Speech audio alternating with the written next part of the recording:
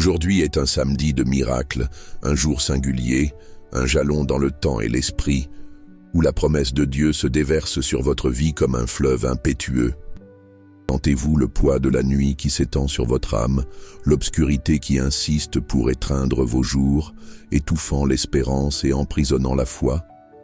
Entendez-vous la lamentation silencieuse d'un cœur qui aspire à quelque chose de plus, à une rupture, à une intervention divine qui transcende l'ordinaire?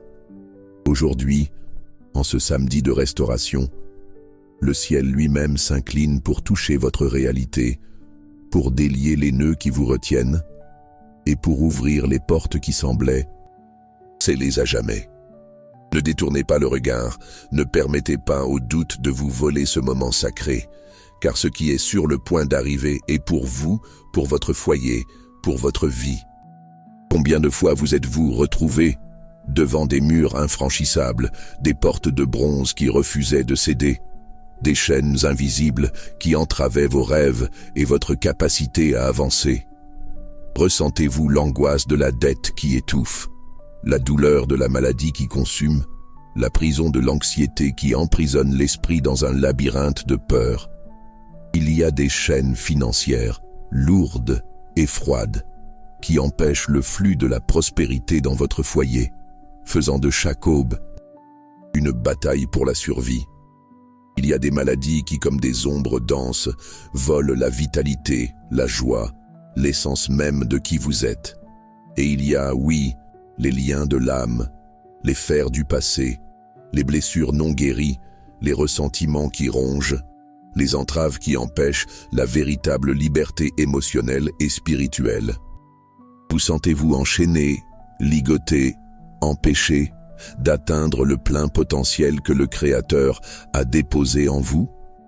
Ephata, que chaque chaîne qui vous retient, chaque nœud qui vous étouffe, chaque porte qui s'est fermée devant vous, soit maintenant confrontée par le pouvoir qui meut les cieux et la terre.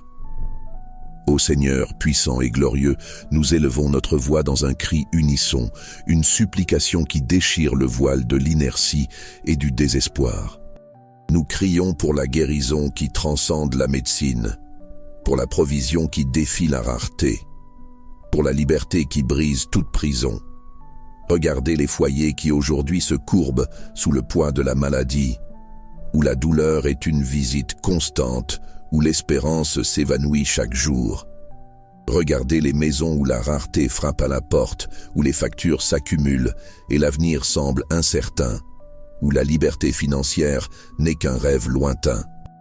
Voyez les âmes captives par l'angoisse, par la dépression, par le manque de but, piégées dans leurs propres ténèbres intérieures. Ephata, que la lumière divine brise les ténèbres de la maladie. Ephata, que l'abondance céleste inonde les finances de votre foyer. Ephata, que la liberté de l'âme soit proclamée maintenant. Visualisez la lumière pénétrant vos ombres les plus profondes, un rayon de soleil qui traverse les murs les plus épais de votre cœur. Sentez la chaleur de cette présence qui non seulement illumine, mais brûle, purifie, restaure. Les chaînes que vous sentiez à vos poignets, à vos chevilles, dans votre esprit, elles ne sont plus de fer, mais de fumée qui se dissipe au souffle du Saint-Esprit. Les portes qui étaient auparavant verrouillées s'ouvrent maintenant avec un fracas glorieux, révélant un nouveau chemin, un horizon de possibilités que vous n'auriez jamais osé rêver. Les nuages denses de maladie et de rareté s'éloignent, laissant place à un ciel limpide, rempli de la gloire de Dieu. Ephata, Ephata, Ephata. Ceci n'est pas une invitation à une simple réflexion, mais à une révolution dans votre être. C'est un appel à vous lever, à secouer la poussière de la défaite et de la résignation. La libération que vous désirez tant n'est pas un concept abstrait, mais une réalité tangible, accessible ici et maintenant. La guérison pour votre corps, pour votre esprit, pour vos émotions, est en train de se déverser sur vous.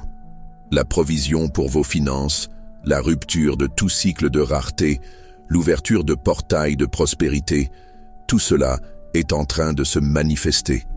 Comme il est écrit, « Je suis venu afin qu'ils aient la vie et qu'ils l'aient en abondance ».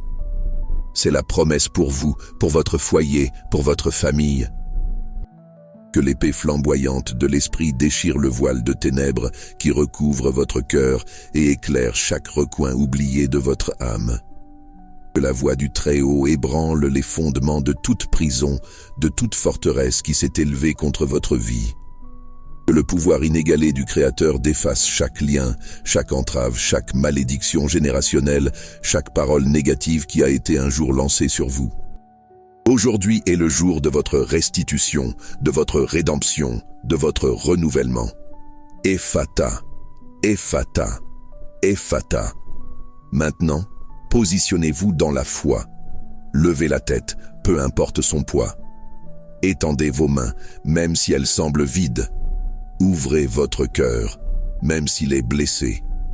Embrassez la promesse que les miracles atteignent votre foyer, que la guérison coule dans chaque cellule de votre être, que la liberté financière est votre droit divin. Il n'y a plus de place pour le doute, pour l'incrédulité.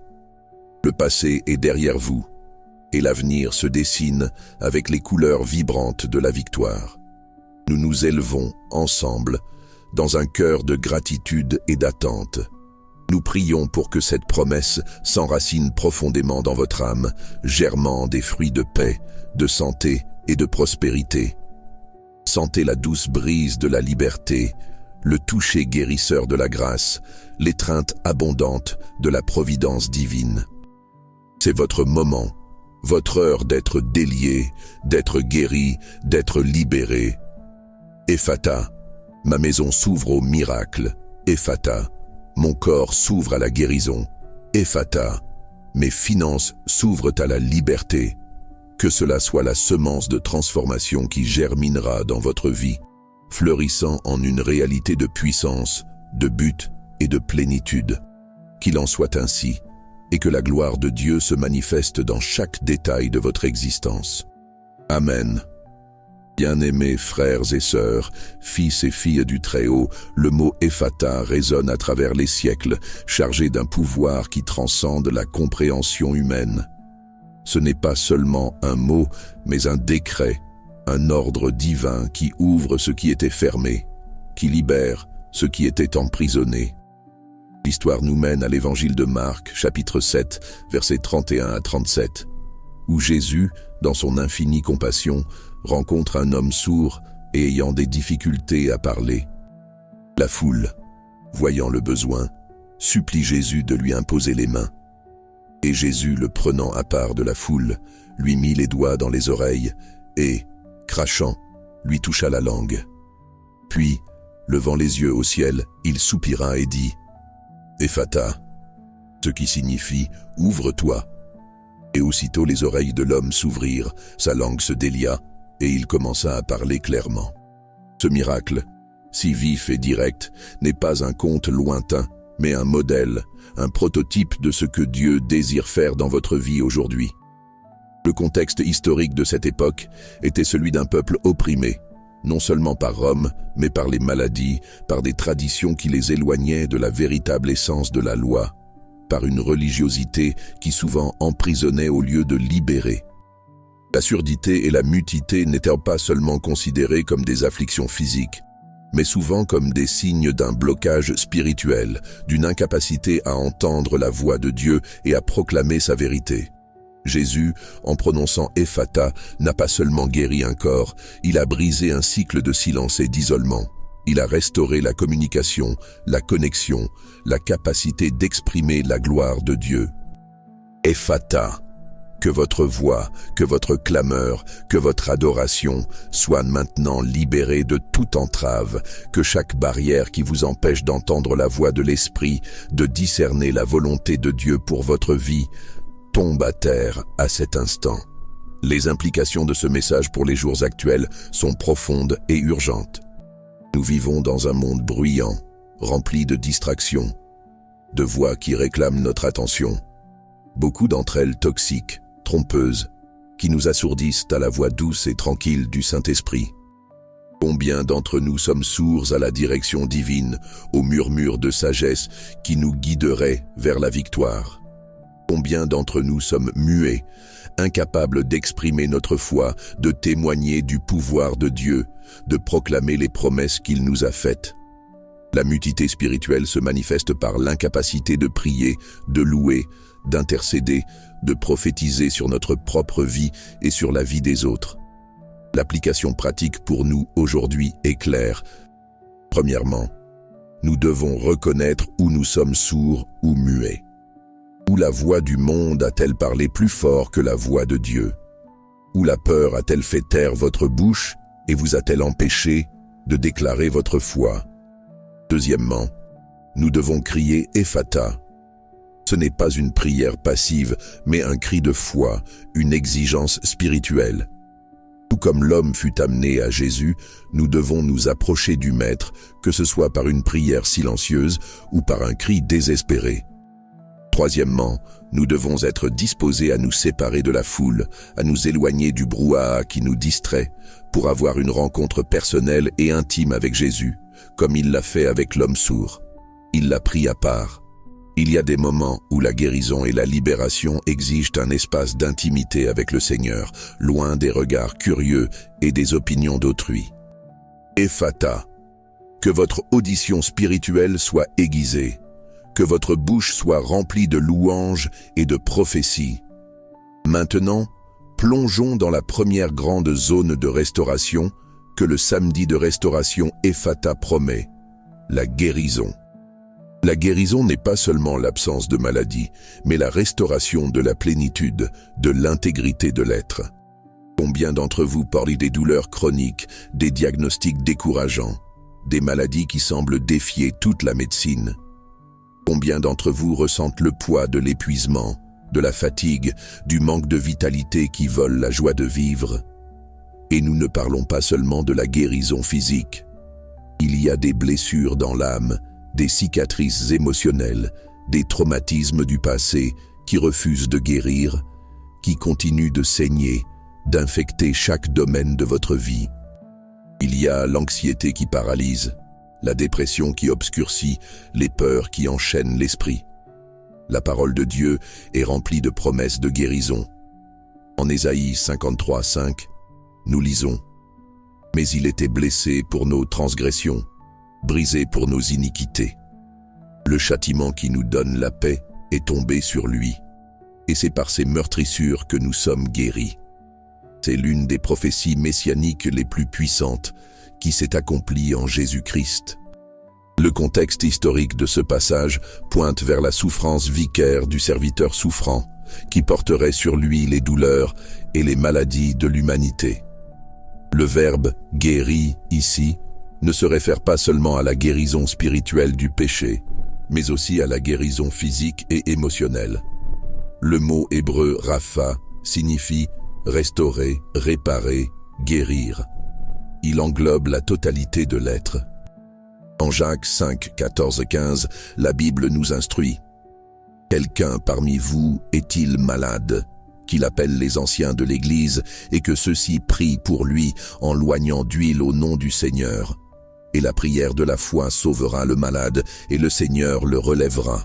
Et s'il a commis des péchés, ils lui seront pardonnés. » Ici, la guérison est présentée comme une partie intégrante de la foi et de la communauté. L'huile symbolise l'onction du Saint-Esprit, et la prière de la foi est le véhicule par lequel le pouvoir de Dieu est libéré. Le contexte de l'Église primitive était celui d'une foi vibrante, où les miracles étaient une occurrence courante, non une exception.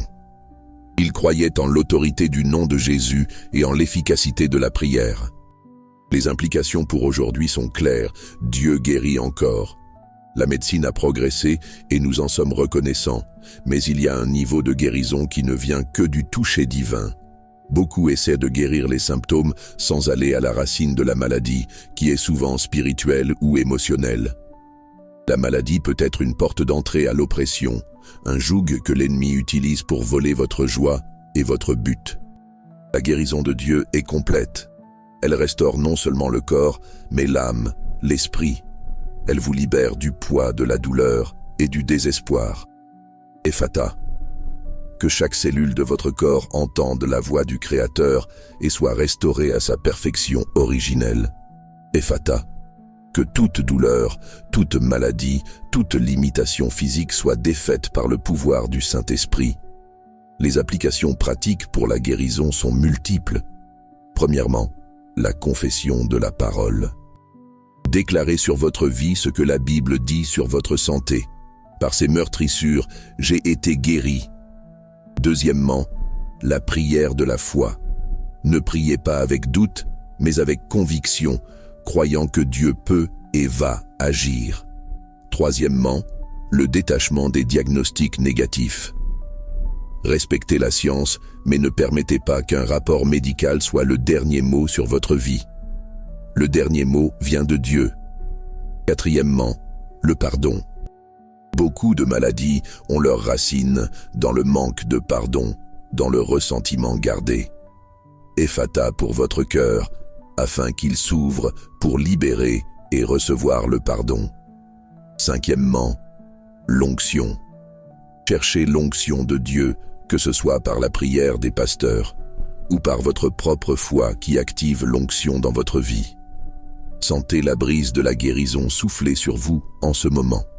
Visualisez la maladie se défaisant, les cellules se régénérant, la douleur s'évanouissant. Ce n'est pas une fantaisie, c'est une réalité que le Saint-Esprit manifeste maintenant. Levez vos mains, touchez la partie de votre corps qui a besoin de guérison et déclarez « Ephata, Ephata ». Que la guérison divine soit déversée sur vous, sur vos proches, sur chaque membre de votre famille. Maintenant, avançons vers la deuxième zone de restauration, la liberté financière. Ah, la rareté, elle a été un fléau qui accable de nombreux foyers, un cycle vicieux de dettes, de factures qui s'accumulent, de rêves reportés, d'une bataille constante pour la survie. Le poids de la dette peut être aussi oppressant qu'une maladie physique, volant la paix, générant de l'anxiété, rongeant les relations. Beaucoup se sentent piégés dans un labyrinthe financier, sans issue, sans espoir d'un avenir prospère. La pauvreté n'est pas la volonté de Dieu pour ses enfants. Il est venu afin que nous ayons la vie et que nous l'ayons en abondance, et cela inclut l'abondance dans tous les domaines, y compris le financier. La Bible nous enseigne la provision divine. En Philippiens 4, 19, l'apôtre Paul déclare « Et mon Dieu pourvoira à tous vos besoins, selon sa richesse, avec gloire en Jésus-Christ. » Cette promesse n'est pas pour quelques privilégiés, mais pour tous ceux qui sont en Christ. Le contexte de cette lettre est le remerciement de Paul aux Philippiens pour leur générosité dans les offrandes, et il les assure que Dieu, qui est le pourvoyeur, les rétribuera selon sa propre richesse, qui est illimitée. Ce n'est pas une promesse de richesse pour le luxe, mais de provision pour tous les besoins, et au-delà, pour la capacité d'être une bénédiction pour les autres. En Malachie 3, 10, 12, Dieu défie son peuple. « Apportez toutes les dîmes à la maison du trésor, afin qu'il y ait de la nourriture dans ma maison. Et mettez-moi ainsi à l'épreuve, dit l'Éternel des armées, si je n'ouvre pas pour vous les écluses des cieux, et si je ne déverse pas sur vous une bénédiction telle qu'il n'y ait pas assez de place pour la recevoir. Et à cause de vous, je réprimerai le dévoreur, afin qu'il ne détruise pas le fruit de la terre, et votre vigne dans les champs ne sera pas stérile, dit l'Éternel des armées. Et toutes les nations vous diront bienheureux, car vous serez un pays de délices, dit l'Éternel des armées. C'est un principe du royaume, la loi du semeur et de la récolte. Le contexte historique de Malachie est celui d'un peuple qui s'était éloigné de Dieu, négligeant les dîmes et les offrandes, et qui souffrait donc de la rareté. Dieu les invite à revenir à lui et à l'éprouver dans sa fidélité. Les implications pour les jours d'aujourd'hui sont monumentales. La liberté financière n'est pas seulement d'avoir de l'argent, mais d'avoir le contrôle sur vos finances, de ne pas être esclave de la dette, d'avoir la capacité d'être généreux, d'investir dans le royaume, de vivre sans le poids de la préoccupation constante.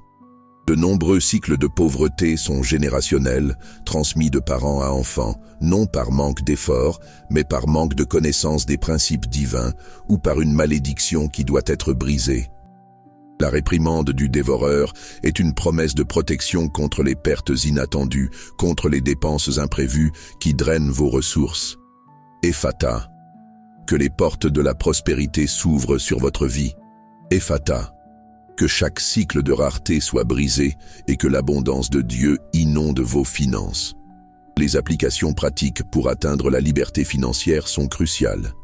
Premièrement, la foi dans la provision de Dieu. Croyez qu'il est capable de pourvoir à tous vos besoins. Deuxièmement, l'obéissance aux principes bibliques des dîmes et des offrandes. Ce n'est pas une négociation avec Dieu, mais un acte de foi et d'obéissance qui ouvre les écluses des cieux. Troisièmement, la sagesse dans la gestion financière. Cherchez la connaissance. Apprenez à budgétiser, à épargner, à investir. Dieu ne bénit pas le désordre. Quatrièmement, la rupture des malédictions générationnelles. S'il y a un schéma de pauvreté dans votre famille, déclarez Ephata sur cette malédiction et brisez-la au nom de Jésus. Cinquièmement, la générosité. Plus vous donnez, plus vous recevez. La main qui donne n'est jamais vide. Sentez l'onction de la prospérité couler sur votre vie en ce moment. Visualisez les dettes étant remboursées, les factures étant payées, les opportunités financières surgissant d'où vous l'attendez le moins. Ce n'est pas un désir vide, c'est un décret qui se manifeste. Levez vos mains, déclarez sur vos finances « Ephata, Ephata ». Que la liberté financière soit votre héritage, que la prospérité de Dieu se manifeste dans votre foyer et dans vos affaires. Enfin, nous arrivons à la troisième et vaste zone de restauration. Les miracles atteignent votre foyer. Votre foyer n'est pas seulement un lieu physique, mais un sanctuaire, un refuge, le centre de votre famille, de vos relations les plus intimes. Combien de foyers sont désorganisés, marqués par des conflits, des maladies, des dépendances, par un manque de paix? Combien d'enfants sont perdus? Combien de mariages sont en ruine? Combien de parents sont désespérés?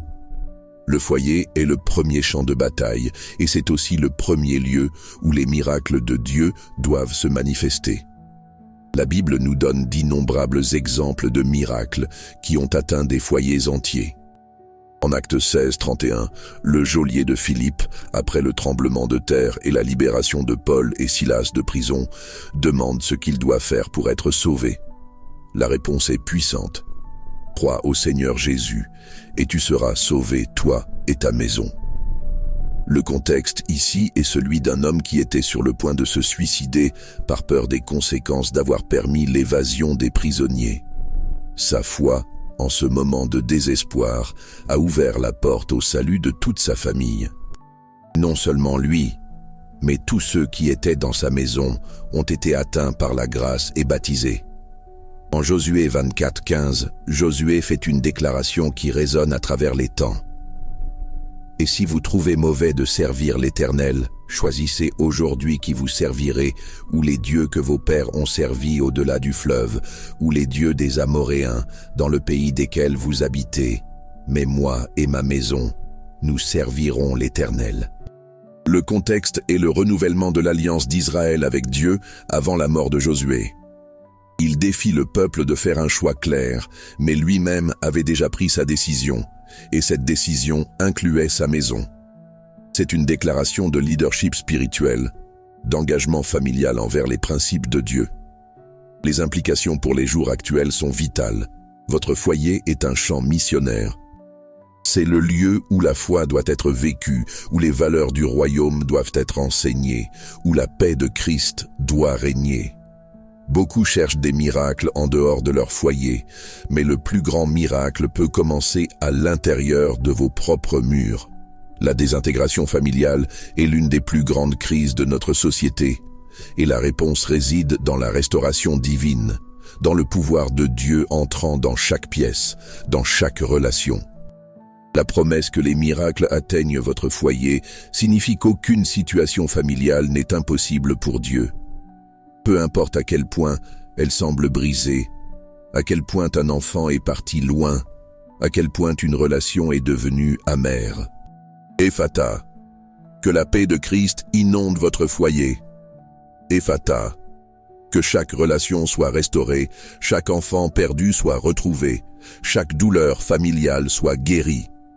Les applications pratiques pour que les miracles atteignent votre foyer sont essentielles. Premièrement, la prière d'intercession pour la famille. N'abandonnez pas la prière pour vos proches, même s'ils semblent résistants. Vos prières sont des semences qui germineront au temps de Dieu. Deuxièmement, l'établissement d'un autel familial. Que votre maison soit un lieu d'adoration, de lecture de la parole, de prière commune. Troisièmement, le pardon et la réconciliation. De nombreux foyers sont prisonniers d'anciennes rancœurs. Ephata pour les cœurs endurcis, afin que le pardon coule librement. Quatrièmement, la déclaration prophétique sur votre foyer. Déclarez des bénédictions, déclarez la guérison, déclarez le salut, déclarez la paix sur chaque membre de votre famille et sur chaque pièce de votre maison. Cinquièmement, l'exemple. Soyez l'exemple de foi, d'amour, de patience que votre famille a besoin de voir. Sentez la présence de Dieu remplir votre foyer en ce moment.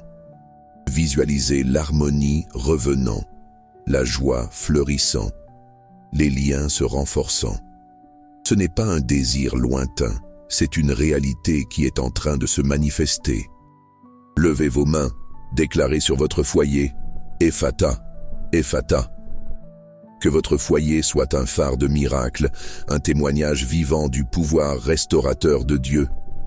Bien-aimés, le chemin de la foi est un chemin d'ouverture constante. Ouvrir les oreilles pour entendre, ouvrir la bouche pour proclamer, ouvrir le cœur pour recevoir, ouvrir les mains pour donner et pour bénir, ouvrir la maison à la présence de Dieu. L'ennemi de nos âmes travaille sans relâche pour nous maintenir fermés, pour nous sceller dans des prisons de peur, de doute, d'incrédulité. Il veut que vous restiez sourds à la voix de Dieu, muets à sa vérité, aveugles à ses merveilles, piégés dans des cycles de rareté et de maladie. Mais aujourd'hui, en ce samedi de restauration, le décret céleste est libéré sur vous. Ephata. Pensez aux portes auxquelles vous avez frappé, aux opportunités qui semblent s'être fermées, aux chemins qui semblent bloqués. Peut-être est-ce la porte d'un nouvel emploi, d'une relation guérie, d'une avancée dans votre carrière, de la réalisation d'un vieux rêve. L'ennemi a essayé de sceller ces portes avec des cadenas invisibles, avec des sceaux de découragement et de frustration. Mais la voix de Jésus, la même voix qui a calmé la tempête, qui a ressuscité les morts, qui a ouvert les oreilles du sourd, crie sur chaque porte verrouillée dans votre vie. Ephata. En Jean 10, 9, Jésus déclare « Je suis la porte. Si quelqu'un entre par moi, il sera sauvé. Il entrera et sortira, et il trouvera des pâturages. » Il est la porte qui s'ouvre à la vie abondante, à la liberté, à la provision. Il n'est pas une porte qui se ferme, mais une porte qui invite à l'entrée et à la sortie, à la liberté de mouvement et à la découverte de pâturages verts, de provisions et de repos. Le contexte est la métaphore du bon berger qui guide ses brebis. Les brebis entrent et sortent en toute sécurité, trouvant tout ce dont elles ont besoin. Les implications pour votre vie aujourd'hui sont qu'il n'y a plus besoin de vivre emprisonné. La porte est ouverte. Vous n'avez plus besoin de frapper à des portes que Dieu n'a pas ouvertes. Vous devez reconnaître la porte qu'il a déjà ouverte et y entrer. Il y a une liberté de mouvement dans l'esprit que beaucoup n'ont pas encore expérimentée. Une liberté d'aller et venir, de prospérer, d'être béniant, sans les faire de la peur ou de la limitation. Ephata, que chaque porte que le ciel vous a destinée s'ouvre maintenant. Que chaque chemin bloqué soit dégagé par le pouvoir du Saint-Esprit. Les applications pratiques sont: premièrement, la vigilance. Soyez attentifs, aux portes que Dieu ouvre, elles pourraient ne pas être comme vous vous y attendiez. Deuxièmement, le courage d'entrer. N'hésitez pas, ne doutez pas. Quand la porte s'ouvre, entrez avec foi et audace. Troisièmement, la gratitude.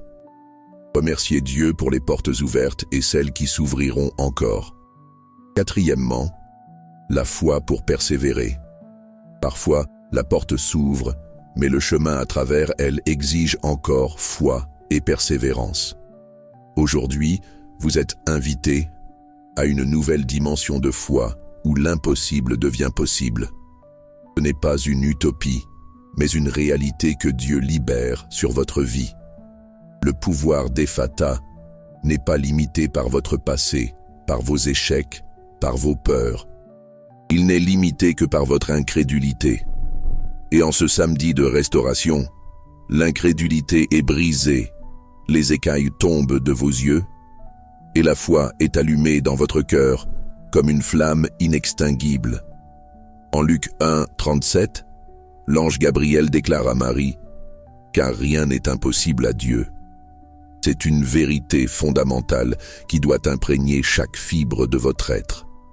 Le contexte est l'annonce de la naissance de Jésus à une vierge, quelque chose d'humainement impossible. Mais avec Dieu, l'impossible devient sa spécialité. Les implications pour vous sont que, peu importe la taille de votre défi, peu importe la profondeur de votre douleur, peu importe la hauteur du mur qui se dresse devant vous, pour Dieu, rien n'est impossible. Votre maladie incurable, rien n'est impossible. Votre dette impayable, rien n'est impossible. Votre enfant perdu, rien n'est impossible. Votre mariage en ruine, rien n'est impossible. Ephata, que votre esprit s'ouvre à la possibilité de l'impossible, que votre cœur se remplisse d'une foi inébranlable. Les applications pratiques sont, premièrement, la reddition. Remettez à Dieu ce qui semble impossible entre vos mains. Deuxièmement, l'attente. Attendez-vous à des miracles, ne les désirez pas seulement. Troisièmement, la déclaration. Parlez la foi, pas le problème. Quatrièmement, l'action. La foi sans les œuvres est morte. Faites des pas de foi, même petits. En ce samedi de restauration, le ciel est ouvert sur vous. Les écluses des cieux sont ouvertes pour déverser des bénédictions sans mesure. Les portes de votre destin sont déverrouillées. Les chaînes qui vous retenaient se défont. Le voile qui couvrait vos yeux est déchiré. La surdité qui vous empêchait d'entendre la voix de Dieu est guérie. La mutité qui vous empêchait de proclamer est défaite. Ephata. Que la gloire de Dieu se manifeste dans votre vie d'une manière que vous n'avez jamais vue. Ne permettez pas à la voix du découragement, au murmure du doute, à l'écho du passé de vous voler ce moment. C'est votre heure, c'est votre temps, c'est votre samedi de restauration. Le terme « restauration » signifie ramener à l'état original ou même à un état meilleur que l'original. Cela signifie récupérer ce qui a été perdu, réparer ce qui a été brisé, renouveler ce qui a vieilli. En Joël 2, 25, Dieu promet « Je vous rendrai les années qu'ont dévoré la sauterelle, le criquet, le hanneton et la chenille, ma grande armée que j'avais envoyée contre vous. » Le contexte est celui d'un peuple qui avait subi des pertes dévastatrices à cause des fléaux, symbolisant les années perdues, les opportunités volées, les ressources consommées. Mais Dieu promet la restauration, la restitution de ce qui a été perdu, et même en plus grande mesure. Les implications pour vous sont que Dieu ne veut pas seulement guérir ce qui est malade, ou pourvoir à ce qui manque, mais il veut restituer les années que l'ennemi a volées, les années de douleur, les années de rareté, les années de solitude, les années de maladie. Il veut rendre le temps, les opportunités, la joie, la paix. Il veut que vous ne vous rétablissiez pas seulement, mais que vous prospériez au-delà de ce que vous pourriez imaginer. Ephata. Que chaque année perdue soit restituée avec intérêt. Que chaque opportunité volée soit multipliée. Les applications pratiques pour la restauration sont, premièrement, la foi dans la restitution. Croyez que Dieu est un Dieu de restauration. Deuxièmement, la patience. La restauration peut être un processus, mais la promesse est certaine. Troisièmement, la gratitude. Remerciez Dieu pour ce qu'il fait, même avant de voir la manifestation complète. Quatrièmement, l'ensemencement. Continuez à semer la foi, l'amour, la générosité, car la récolte de la restauration viendra. C'est un moment de basculement, un point d'inflexion, où le désert devient jardin, où la tristesse se transforme en joie, où la rareté cède la place à l'abondance, où la maladie se rend à la santé, où la prison se défait en liberté. Ce n'est ni par la force ni par la puissance, mais par l'Esprit du Seigneur. Ephata, que votre esprit s'élève au-dessus de toute circonstance, que votre âme soit inondée de paix et d'espérance. En ce samedi de restauration, l'onction d'Ephata est libérée pour que vous puissiez voir, entendre, parler, marcher et vivre d'une manière totalement nouvelle. C'est une onction qui brise le joug, qui défait le fardeau, qui libère les captifs. Vous ne repartirez pas d'ici de la même manière que vous êtes entrés. Quelque chose de nouveau est en train de se générer en vous. Une semence de miracle est en train d'être plantée dans votre sol. En 2 Corinthiens 5, 17, nous lisons « Si quelqu'un est en Christ, il est une nouvelle créature. Les choses anciennes sont passées. Voici, toutes choses sont devenues nouvelles. » Le contexte est la transformation radicale qui se produit dans la vie de quelqu'un qui accepte Jésus. Ce n'est pas seulement un changement de comportement, mais un renouvellement complet de l'être, de l'esprit, de l'âme et du corps. Les implications pour vous sont que vous n'êtes pas prisonnier, de votre passé. Vous n'êtes pas condamné à répéter les mêmes erreurs, les mêmes cycles de douleur et de rareté. En Christ, vous avez l'opportunité d'être une nouvelle créature, d'expérimenter une vie complètement nouvelle, où l'ancien est laissé derrière et le nouveau fleurit. Ephata, que votre identité en Christ soit révélée, que l'ancien soit défait et que le nouveau fleurisse dans votre vie. Les applications pratiques pour vivre cette nouvelle créature sont, premièrement, le repentir. Laissez derrière vous ce qui vous retient à l'ancien. Deuxièmement, le renouvellement de l'esprit. Changez votre façon de penser en l'alignant avec la parole de Dieu. Troisièmement, la recherche de la sainteté. Vivez une vie qui honore Dieu. Quatrièmement, le témoignage. Partagez votre nouvelle vie avec les autres. Sentez le renouvellement couler dans chaque partie de votre être. Sentez le poids quitter vos épaules, la légèreté de la liberté prendre le dessus. Ce n'est pas un rêve, c'est une réalité qui est en train de se manifester maintenant. Levez vos mains, déclarez sur votre nouvelle vie, Ephata, Ephata.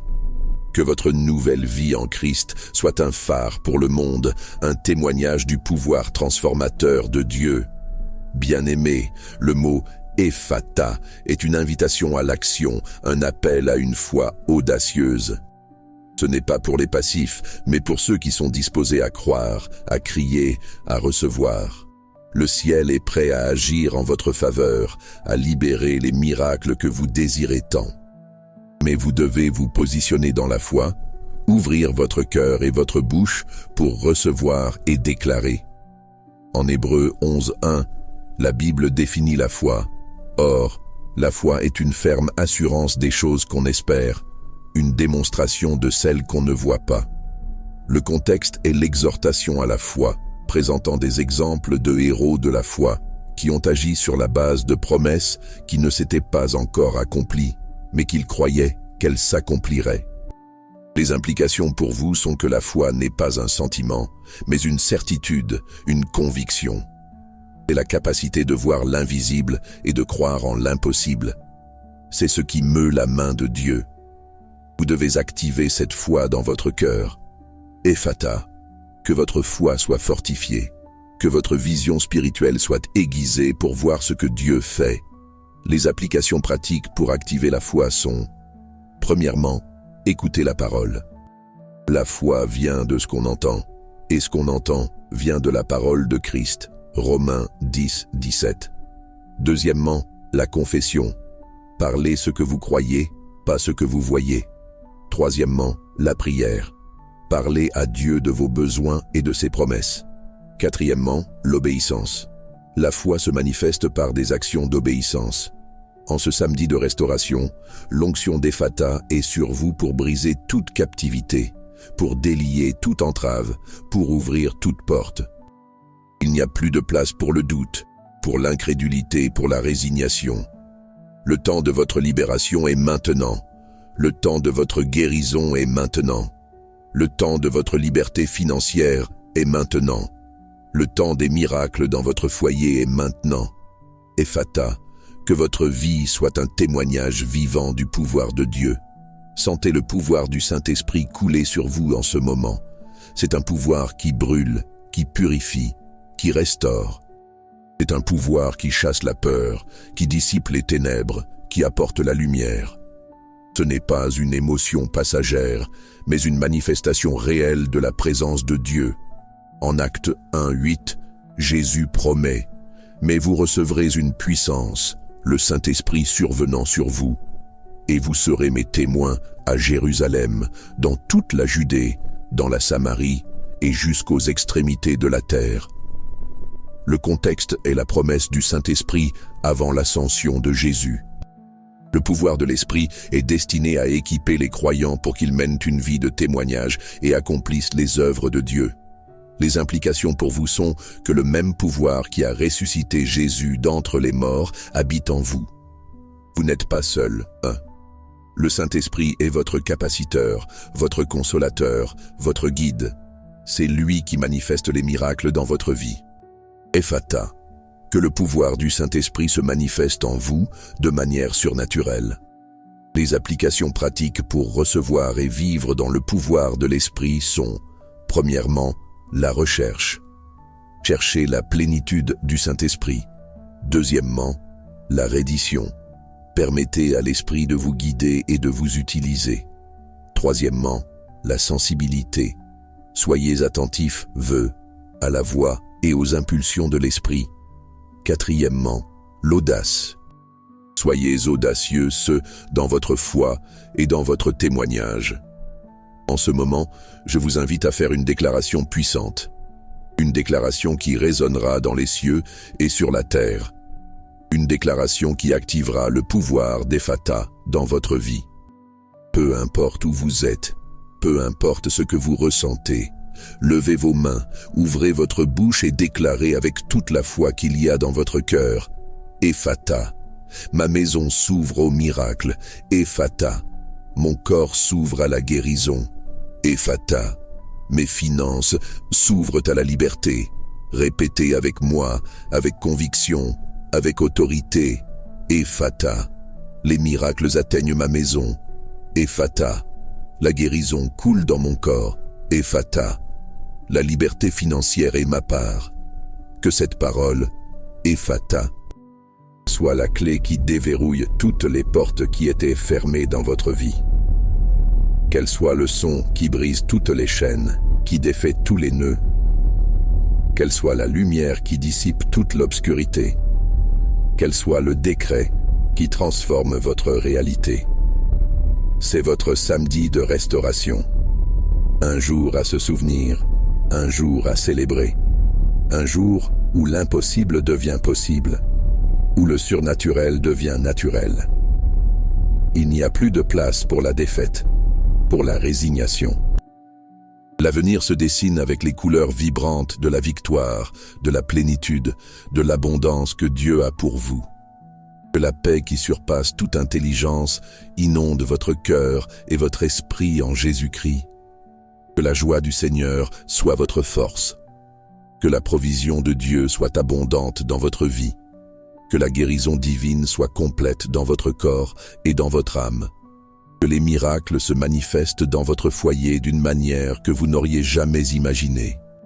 Ephata, Ephata, Ephata, recevez cette parole. Embrassez cette promesse. Vivez cette vérité. Et témoignez du pouvoir de Dieu dans votre vie. Si vous avez reçu cette parole, si elle a touché votre cœur, je vous invite à interagir. Commentez Ephata dans les commentaires, déclarez votre foi, partagez ce message avec quelqu'un qui a besoin d'un miracle. Que cette semence de transformation germine dans votre vie, fleurissant en une réalité de puissance, de but et de plénitude.